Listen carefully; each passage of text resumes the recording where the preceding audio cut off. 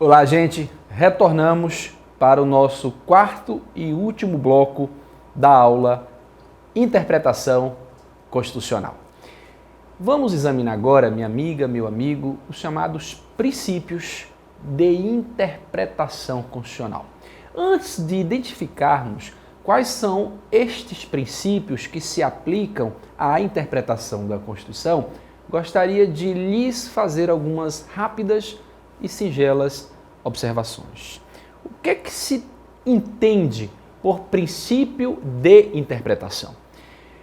A designação princípio, no âmbito da interpretação constitucional, ela não tem nenhuma relação com o conceito de princípio jurídico. Os princípios jurídicos são espécies do gênero normas jurídicas. Isso será objeto de uma outra aula que ministraremos quando tratarmos do tema teoria da norma constitucional. De tal modo que os princípios jurídicos, eles são espécies do gênero normas jurídicas. Os princípios jurídicos são normas jurídicas dotadas de conteúdo material, de imperatividade, compulsoriedade, regulando a realidade social e irradiando um dever ser. Isto é um fato. O que eu quero deixar claro é que os chamados aqui princípios de interpretação constitucional não são os princípios jurídicos. Na verdade, esses princípios de interpretação, eles têm uma natureza meramente instrumental e não material. Eles não são normas jurídicas como os princípios jurídicos são.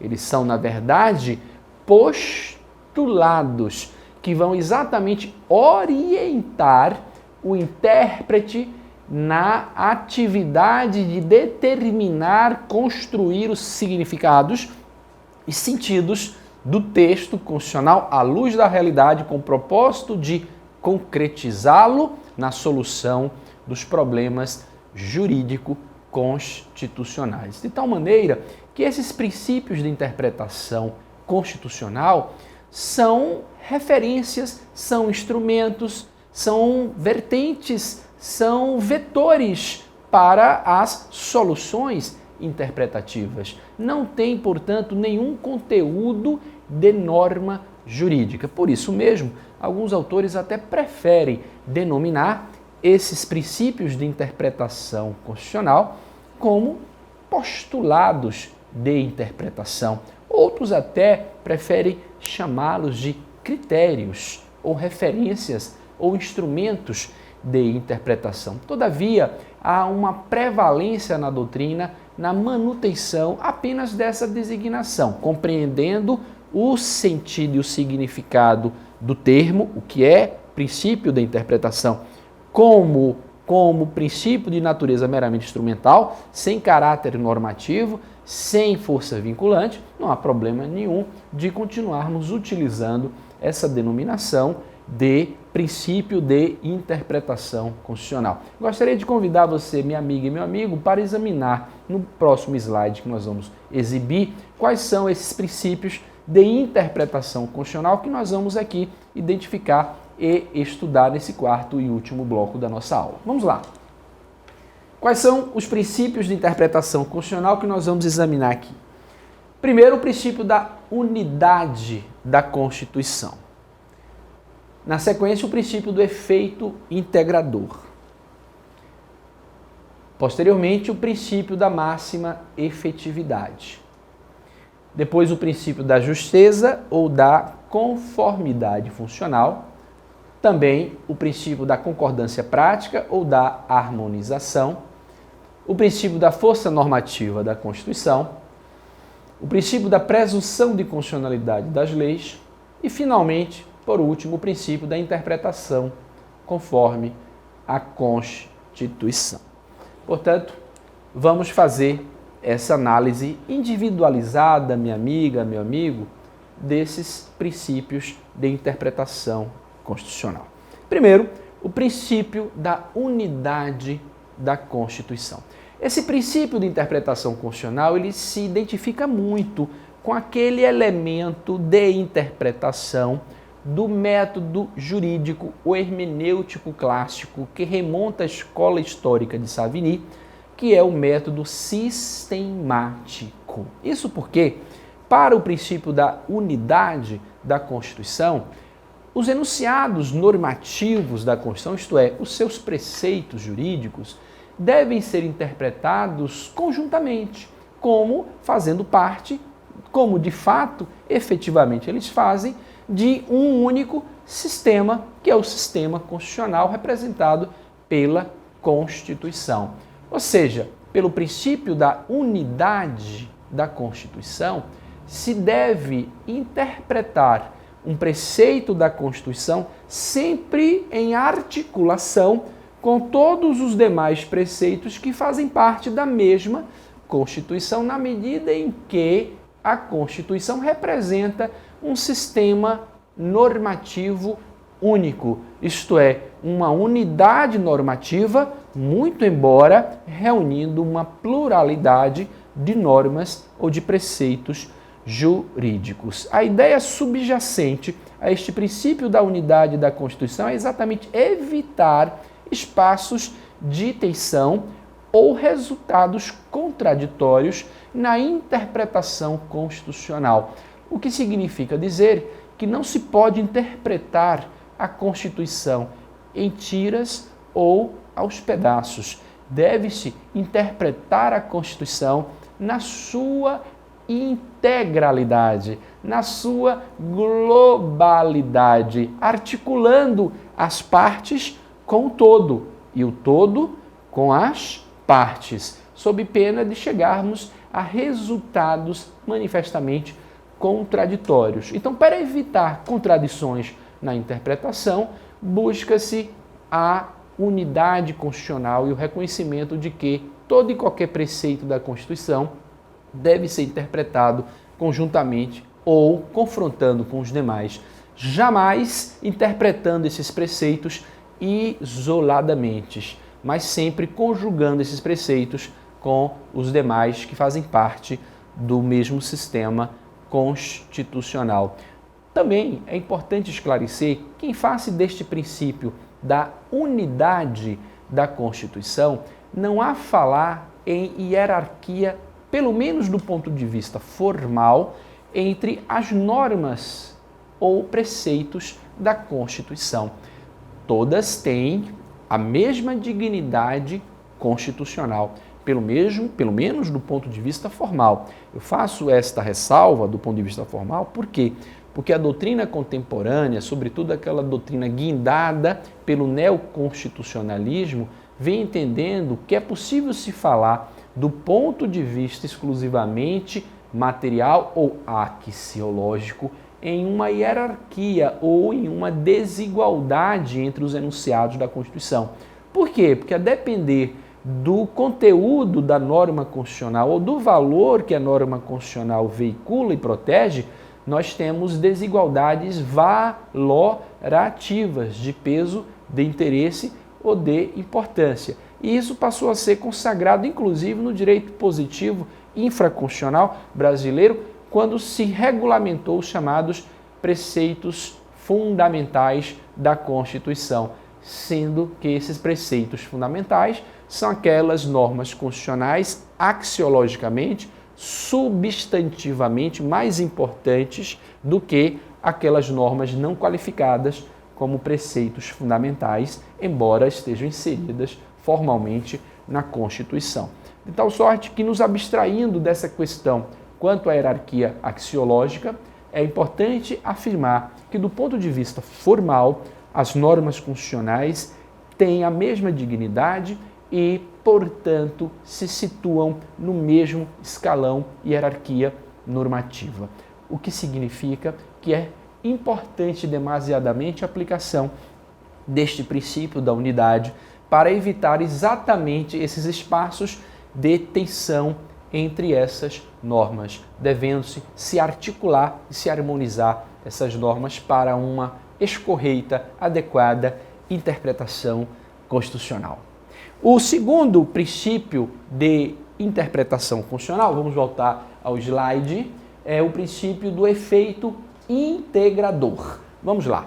Pelo princípio do efeito integrador, a interpretação da Constituição deve sempre se preocupar com a garantia, com a manutenção da unidade política da comunidade. Enfim, assegurando a sua coesão política, social e cultural. Na verdade, este princípio do efeito integrador leva em consideração o papel que a Constituição deve desempenhar perante a sua comunidade. E qual é esse papel? O papel que a Constituição deve exercer e desempenhar na sua comunidade é agregar, é aglutinar as mais diversas e diferentes ideologias, é, portanto, regulamentar, é, portanto, acolher as diversidades, de tal modo que a ideia que existe, que é imanente a uma Constituição, é a ideia de garantir sempre a unidade e reforçar essa unidade política, essa unidade social de sua comunidade, jamais possibilitando desagregações ou segregações sociais. Então, por este princípio do efeito integrador, recomenda-se que na interpretação da Constituição se busque sempre aqueles sentidos ou significados a partir dos quais se possa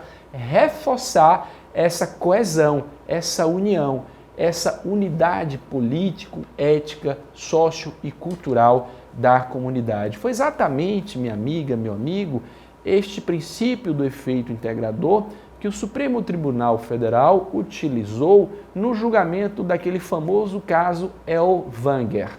Que caso foi esse? O Ellwanger está vivo ainda, né? Um editor alemão que mora no Brasil, que foi condenado pela justiça ordinária pelo crime de racismo. Por quê? Porque o Ellwanger publicou um livro sustentando uma política antissemita, isto é, uma política, uma ideologia de segregação, segregacionista. Por conta disso, ele sofreu uma ação penal perante a justiça brasileira. E depois de todas as condenações nas instâncias ordinárias, ele ingressou com habeas corpus no Supremo Tribunal Federal. E o Supremo Tribunal Federal denegou o habeas corpus, considerando que a liberdade de expressão que ele alegou não poderia fomentar políticas odiosas ou ideologias segregadoras, porque, na verdade, a interpretação que uma Constituição merece é a de agregar, aglutinar, e não o contrário. Então, esse princípio do efeito integrador foi utilizado como parâmetro neste famoso caso do habeas corpus impetrado por este alemão que mora no Brasil, de tal modo que a condenação dele foi mantida. O caso é o Ellwanger. O terceiro princípio é o princípio da máxima efetividade. Por este princípio da máxima efetividade, na interpretação da Constituição, minha amiga, meu amigo, deve-se levar em conta aqueles significados ou sentidos com os quais se possa atribuir à Constituição uma maior eficácia social, vale dizer, uma maior concretização, efetividade. O objetivo que se extrai deste princípio da máxima efetividade é buscar sempre potencializar, maximizar o discurso constitucional. De tal modo que este princípio da máxima efetividade, ele tem uma grande importância para se buscar a realização da vontade e do desejo constitucional. É a partir dele que se enaltece a máxima aplicabilidade das normas constitucionais. Não obstante este princípio da máxima efetividade ser aplicado a todas as normas da Constituição, ele tem um papel crucial, um papel fundante nas chamadas normas definidoras dos direitos fundamentais e de suas respectivas e correspondentes garantias. Isso por quê? Porque os direitos, eles se submetem ao princípio desta máxima efetivação, porque os direitos buscam exatamente a tutela, a proteção, o respeito e a promoção das liberdades e dos bens jurídicos que eles se projetam, de tal maneira que esse princípio da máxima efetividade ou da eficácia social da interpretação tem uma peculiar e significativa importância para a interpretação constitucional, que deve sempre buscar realizar o máximo a vontade da Constituição, potencializando, maximizando, otimizando o discurso constitucional, a concretização integral e plena das normas constitucionais, notadamente, reitero, das normas que definem direitos e garantias fundamentais. O próximo princípio é o princípio da justeza ou da conformidade funcional. Este princípio da justeza ou conformidade funcional preocupa-se exatamente com o seguinte: a Constituição, ela estabelece as funções de cada poder e suas atribuições e limites, de modo que, na interpretação da Constituição, é fundamental que se respeite, que se observe esta divisão funcional de poder que a Constituição estruturou. Então, a ideia subjacente, a ideia que se extrai desse princípio da justeza ou da conformidade funcional é aquela segundo a qual a interpretação não pode servir de instrumento de subversão daquelas funções que foram demarcadas ou distribuídas pela Constituição. Aquele sistema ou aquela estrutura ou aquele arquétipo funcional que a Constituição estabeleceu tem que ser respeitado, tem que ser preservado, não podendo a interpretação constitucional quebrar esta estrutura, este esquema funcional do poder, subvertendo, portanto, essas funções que foram atribuídas aos órgãos de poder do Estado. Então, na verdade, esse princípio da justeza ou conformidade funcional, ele funciona mais como uma advertência para prevenir e evitar que o intérprete da Constituição possa exatamente subverter ou alterar esse esquema funcional ou essa estruturação de funções de Estado ou de funções de cada órgão de poder. O próximo princípio é o princípio da concordância prática, também denominado princípio da harmonização. Minha amiga, meu amigo, este princípio de interpretação constitucional reveste-se de uma importância extraordinária. Por quê? A nossa Constituição, como você bem sabe, é uma Constituição plural, é uma Constituição que se classifica no seu aspecto ideológico como uma Constituição eclética, na medida em que a nossa Constituição buscou não só consagrar as mais diversas ideologias e os mais diversos valores e interesses, como também conciliar todos eles.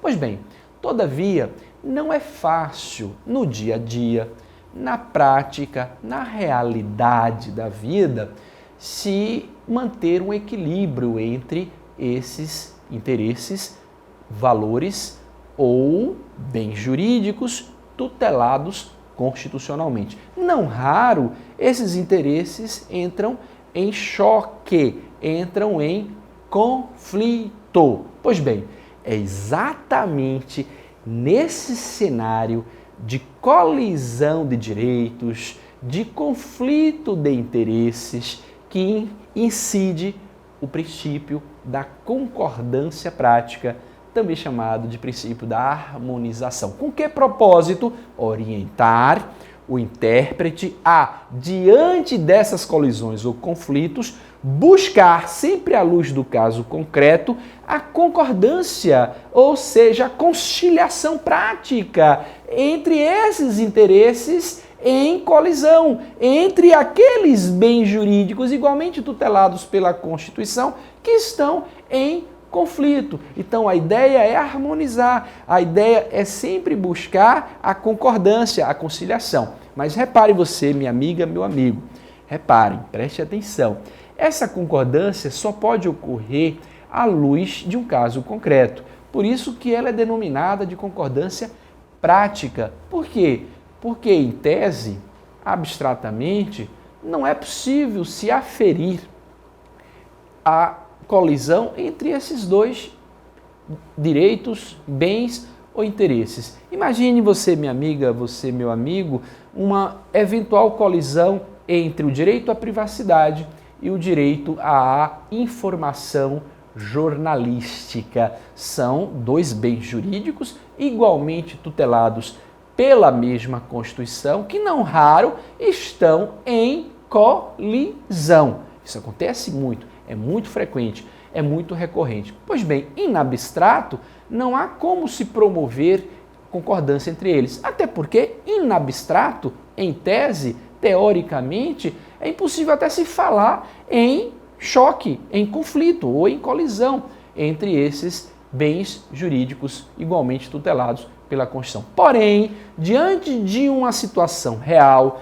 de uma situação da vida concreta, onde essa colisão ela seja evidenciada, aí sim caberá ao intérprete da Constituição buscar a concordância entre eles. De que maneira? Harmonizando esses interesses, evitando o sacrifício entre eles. De modo que a ideia é sempre a proteção de todos esses interesses. A ideia é sempre a conciliação de todos esses interesses, prevenindo e evitando sacrifícios mútuos. Então, o princípio da concordância prática, também chamada de harmonização, tem uma elevada importância para a interpretação constitucional, minha amiga, meu amigo. O próximo é o princípio da força normativa da Constituição.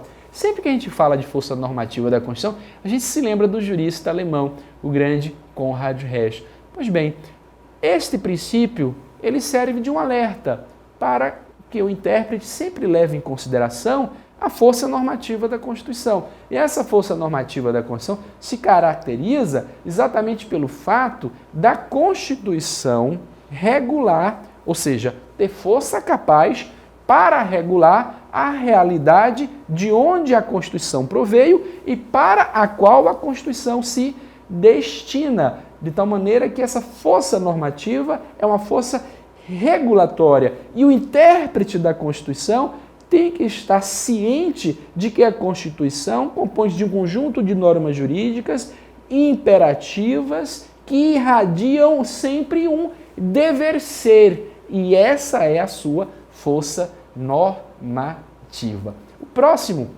princípio é o princípio da presunção de constitucionalidade das leis. Este princípio da presunção de constitucionalidade das leis, ele decorre como princípio de interpretação constitucional da supremacia da Constituição. Repare bem, minha amiga, meu amigo, reflitam comigo. Em razão da supremacia da Constituição, a Constituição emite uma força que subordina todo o direito infraconstitucional, determinando que toda a produção legislativa e normativa do Estado seja compatível com a Constituição. Então eu tenho um dever de constitucionalidade que emana da supremacia da Constituição. E em face desse dever de constitucionalidade, presume-se que as leis e os atos normativos são emanados em conformidade com esse dever de constitucionalidade. De tal sorte que nós temos este princípio da presunção, que milita em favor das leis e em favor dos atos normativos do Estado.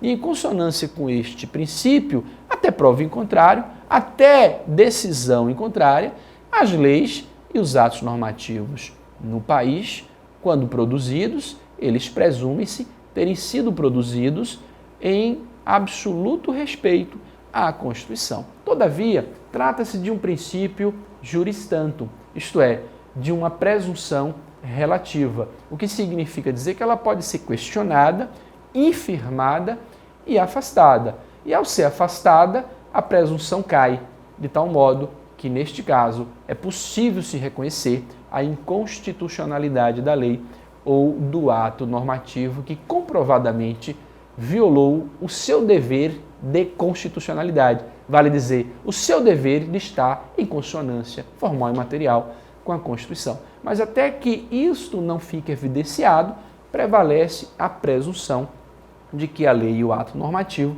foram produzidos no Estado em respeito à Constituição. E o intérprete da Constituição deve levar isso em consideração para evitar declarações inconsistentes, infundadas de inconstitucionalidades de leis ou atos normativos que são favorecidos ou beneficiados com essa presunção. E o último princípio de interpretação constitucional é o princípio da interpretação da lei conforme a Constituição. Minha amiga, meu amigo, este princípio da interpretação constitucional é um princípio que se aplica às chamadas leis plurissignificativas ou polissêmicas. E o que são leis plurissignificativas ou polissêmicas? São aquelas que possibilitam mais de um sentido ou significado. Mais de um sentido ou mais de um significado. Plurissignificativa significa isso. Mais de um sentido. Polissêmicas, mais de um sentido ou significado. Pois bem, diante dessas leis plurissignificativas ou polissêmicas, é que incide este princípio da interpretação conforme a Constituição. Por quê? Porque diante de uma lei que tenha mais de um sentido, é fundamental se deixar bem claro que o sentido que deve prevalecer na interpretação constitucional é aquele sentido extraído da lei com o qual a lei possa ser compatibilizada à Constituição, sendo recusado sentidos desconformes. Isto é, aquele outro ou aqueles outros sentidos que revelam uma antinomia entre a lei e a Constituição, eles serão desprezados. Ou seja, aqueles sentidos a partir dos quais se mostra que a lei violaria a Constituição, esse sentido será desprezado. Será admitido apenas aquele sentido com o qual a lei possa se compatibilizar à Constituição. A ideia subjacente a este princípio da interpretação conforme é a de que é fundamental se preservar a produção legislativa e normativa do Estado, deixando que essas leis e esses atos normativos permaneçam no nosso sistema jurídico. Mas só é possível, repito, se aplicar este princípio da interpretação conforme diante de leis que se revelem como plurissignificativas ou polissêmicas. Se as leis tiverem sentidos unívocos, vale dizer, se as leis tiverem um único sentido, é esse único sentido que vai determinar a interpretação. É claro que, se esse único sentido da lei revela a lei em absoluta dissintonia com a Constituição, a interpretação constitucional deve buscar a declaração da inconstitucionalidade dessa lei. Mas, se esse único sentido do qual se extrai da lei mostrar que ela está em consonância, aí sim a interpretação deve desaguar na confirmação da constitucionalidade dessa lei. Mas diante de mais de um sentido, a ideia é essa: descartar ou desprezar os sentidos contrários à Constituição e adotar os sentidos em consonância com a Constituição. Um exemplo de interpretação conforme como princípio de interpretação constitucional que foi utilizado pelo Supremo Tribunal Federal ocorreu naquele julgamento da ação direta de inconstitucionalidade que teve por objeto o reconhecimento da legitimidade das uniões homoafetivas como verdadeira entidade ou núcleo familiar. Pois bem, ao julgar esta ação direta de inconstitucionalidade, o Supremo Tribunal Federal aplicou essa interpretação conforme, ou esse princípio da interpretação conforme, como técnica de decisão. Na verdade, estava em objeto a discussão do artigo 1723 do Código Civil Brasileiro de 2002. Esse artigo 1723 é aquele que se limita a reconhecer a união estável apenas entre o homem e a mulher, teoricamente afastando do seu conteúdo as uniões homoafetivas. Pois bem, qual foi o resultado pragmático do julgamento desta ação?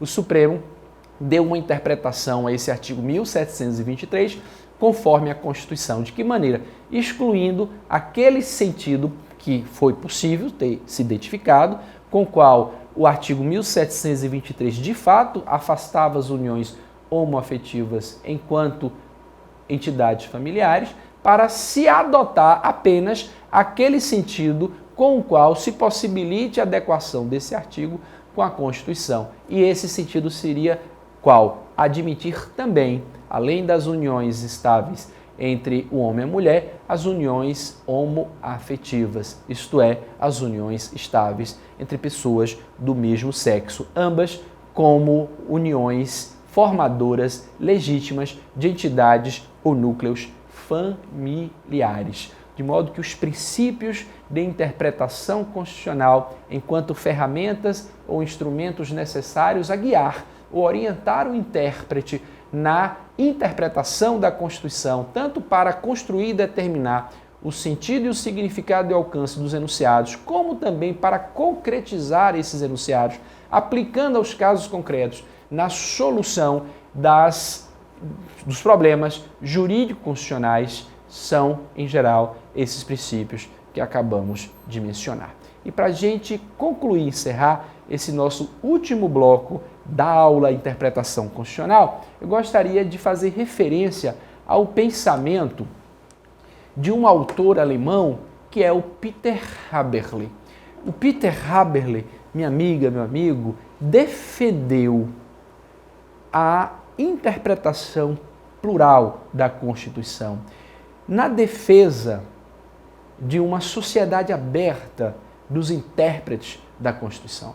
O Peter Haberle criticou a teoria tradicional que limita a interpretação constitucional àqueles atores específicos, notadamente aos juízes, para sustentar, no lugar de uma sociedade fechada de intérpretes da Constituição, onde nós teríamos os juízes como os únicos intérpretes da Constituição, defender uma sociedade plural e aberta de intérpretes da Constituição, para permitir que outros atores também tenham a possibilidade de interpretar ou participar do processo de interpretação da Constituição. E na defesa dessa sociedade aberta de intérpretes da Constituição, sustentou o Peter Haberle que todo cidadão,